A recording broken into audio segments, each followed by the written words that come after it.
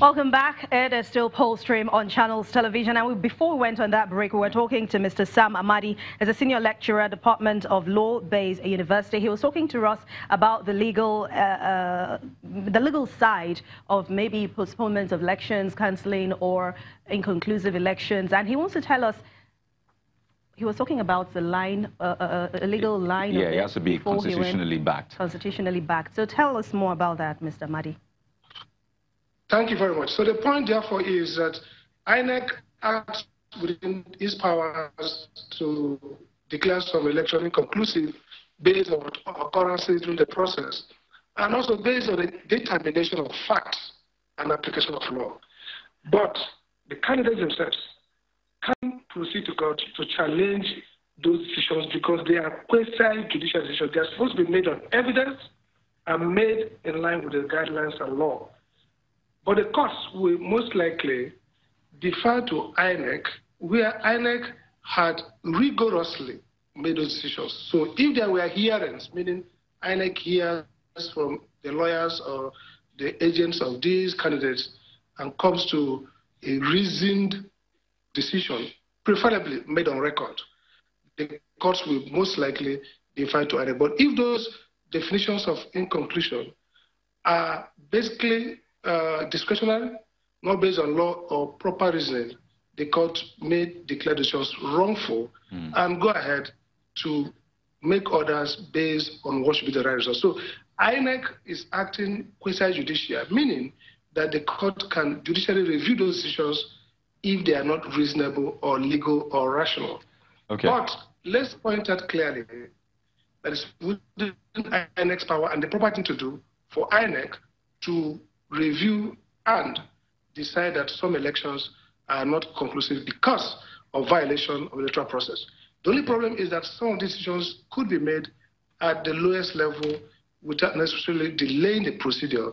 And coming up now, we have elections 3-4 days, no decision. But some will argue that it's better to have a reasoned decision than to hurriedly announce results, which will be obviously reversed at the courts. So no. It's a win, it's a mixed bag of gains and losses. So I'm sorry to butt in now. Because rigorous analysis is bad for the timelines. If you can hear me, Dr. Amadi, I want to ask you a question. It's an interesting one, and I would briefly like to have your perspective. From what you have seen so far, do you see the Election Petition Tribunal getting busy right after these elections? I think I predict that there will be a lot more cases than in 2015. 2015 was better because the process were, in my view, much more decent. There were a few infractions. Think about security involvement. So this process has been marred by too many infractions at different levels, from polling units to collection center, from RECs who complain about being forced under duress to declare results. So I predict there will be too many cases going to the court. And the danger is this: because of the shoddy way INEC in some states, Benue stands out very well. I like the process in Benue where they painstakingly took hearing from agents before they made a decision to postpone the conclusion of the result.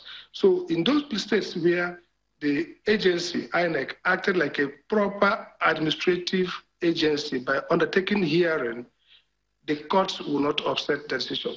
But I see some bit of modeling up in terms of procedure. So I pray that there are many cases going to tribunal, unfortunately, with the loss of financing, time, and time for governance. So we'll expect a lot of that. And perhaps going forward, INEC should establish proper procedure for decision making and let those decisions be made as much as possible after hearing with evidence so that there'll be disinclination by those who lose to go to court, and then the courts themselves will be less inclined to try to offset those decisions. All right, so Mr. I predict a lot of cases go to court. All right, thank you very much, Dr. Sam Amadi. I hope they take the right legal steps towards going to court or any decisions they make. Thanks a lot. As a senior lecturer at Department of Law, Bayes University. Thanks a lot for your time on Polstream. Definitely. Now, speaking of Polstream, this is part of our comprehensive coverage of the 2019 elections, The Verdict. And you can be a part of the conversation, as we always say, by using the hashtags Polstream, The Verdict, or 2019 elections across all social media platforms. That's talking Twitter, Facebook, and Instagram. Remember, you can also follow Channels Television on all our social media platforms. This is to help you get latest updates, especially now that social media has no doubt played a major role in this 2019 elections, from raising awareness on violence in some areas in the country to reporting inadequacies of polling units and even much more. And Definitely. we'd love you to please use the platform to get your own stories told. But on the flip side, and there were also some downsides to the use of social media. Yeah, true. And one usual suspect is fake news. So let's do some sort of post-mortem with Channels Television's Mawkwe Ogun Yusuf, who joins us live from Abuja via our virtual reality interface. Hi, Mawkwe. Hello, Mawkwe. Hello, Kayode.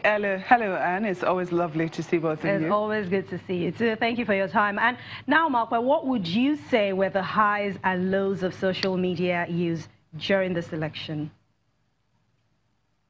I think you summarized it beautifully, Anne, when you talked about people using social media to let people know what was going on in their polling units, the expectations of these elections, how it was being carried out, whether it was being carried out according to the guidelines laid by INEC, according to the expectations which they had of the elections, and what eventually transpired in the units. I think that for that reason, I mean, social media has been a veritable tool. But before I go into other details, I think it's also very important that we pay tribute to Pius Adesomi, a professor of literature and African studies, who was also very vocal on social media, very vocal on Twitter, especially where he had over 40,000 followers. He lost his life in that unfortunate crash which happened on the Ethiopian Airlines somewhere in Ethiopia, just outside Addis Ababa.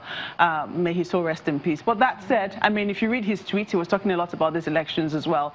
It has been a tool to get people, or to let people get involved in the process, even if they were not going to go out to vote. For those who, for one reason or the other, couldn't, at least they have been able to get their voices heard and let people know that they are passionate about their country. Anne? Well, I think it was on Friday, Mark, when we had you on Polstream. And, you know, we talked about citizens journalism. And I remember we gave some tips on how to do it right. Now, from what you've seen on social media so far, how would you rate those who tried to be citizens journalists? Well, I would always say thumbs up to them, because for you to even get your voice heard at all, it means that you're passionate about this country. It means that you want something, you have something to say, and you're willing to take the patience to say it, which is good.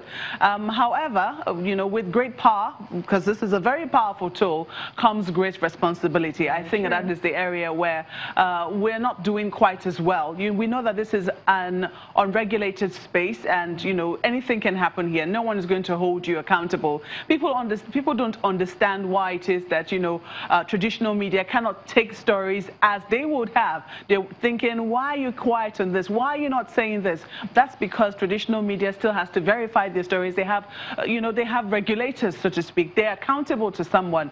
Now, because we're not accountable to anybody, I mean, when you're not accountable to anyone here, doesn't mean that you shouldn't take account. If you have power, you should also note that your power can affect positively or negatively. And I think that people should be careful to use their power in a manner that is responsible, in a manner that adds to nation building. I think that is the only little bit that is remaining. Largely, though, we have seen people use their powers responsibly, and a lot of people try to contribute their utmost through being citizen journalists. All right, so to all those using their powers very well, we say well done. And to those who are not using it well, you know what we say. I would say well done to Mawkwe. Thank you very much, Mawkwe. It's always good to see you. Thanks a lot for your time on Polstream. Just before we go, I think it's very important to state this one. There's a story from our correspondent in Kano, you know, making the rounds on social media. It's now it's actually trending about whether or not the Commissioner of Police arrested the Deputy Governor in Kano State. I think it's very important to state that indeed the Deputy Governor wasn't arrested. We have that. I think it's going to be tweeted over and over again. The police in Kano State will be stating very categorically what they did, and I think that people should watch out for that on social media. I'm sure they will watch out for it. Thank you very much, Mawkwe, from the nation's capital, Abuja. Thanks a lot. Okay, so this is where we will be ending Polstream today. Don't forget to watch out for all the news and details on channelstv.com. And the conversation continues on social media, so don't forget to go to our social media platforms, use those hashtags, and keep the conversation going. All right. That's the much we can take on Polstream. Thanks a lot for watching. I'm Anne Nwawadu. And I'm Kayode Okikiolu.